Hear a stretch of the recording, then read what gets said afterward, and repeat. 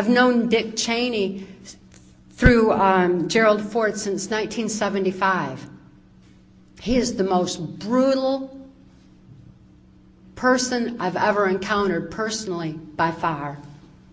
But it's his attitude and his agenda that is so frightening.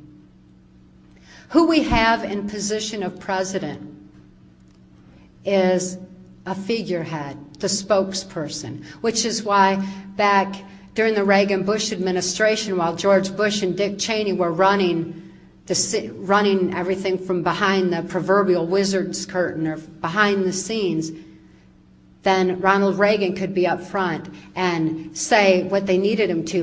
Because he's an actor, because he was an actor, he was able to do that. But he wasn't the one who was running the country, not back then. And so it has gone now through various administrations. With Bill Clinton, for example, which was, I've known Bill Clinton since 1979 when he was governor of Arkansas, and I knew him through some CIA black ops that were involved in the CIA cocaine operations going through Mena, Arkansas. But Bill Clinton was being groomed to slip into the office of president because he would do and say what needed to be done, and he certainly had the ability to manipulate people with the way that he spoke. And therefore it was decided in 1984 that, I heard him and George Bush talking at Swiss Villa Amphitheater in Lampe, Missouri, that when people became disillusioned with Republicans leading them into the New World Order, then Bill Clinton as a Democrat would be put into place. It happened. I had also, and this was in Transformation of America, and it was released in 1995. That information that had been compiled. Was aware of this for so many years, and also that George Bush Jr. was going to be put into the office of president, not as someone who could think for himself, but as someone who would do exactly what he was told to do.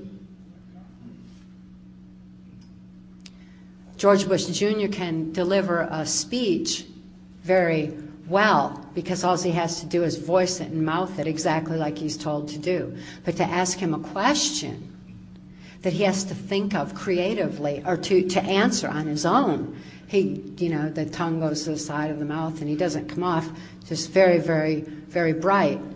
That's because he's not the one who's thinking of where our country is going or where it's been. He's not the one who's aware. We got to look behind the scenes. The person that we see, the figurehead that we see as president, is not the one that's in control, and the next one's not likely to be either. And I believe that's why that Schwarzenegger's being groomed accordingly, because he too is an actor and he can voice and say whatever he's told to do as well. This is coming unless we wake up and wise up. But according to the plans that I heard at Bohemian Grove in Northern California, at the Swiss Villa Amphitheater, which is actually a CIA mind control epicenter where they train military special forces. Also Mount Shasta, California, where they train military special forces with mind control, which was where I had seen George Bush Jr. being programmed and trained and groomed as well. These particular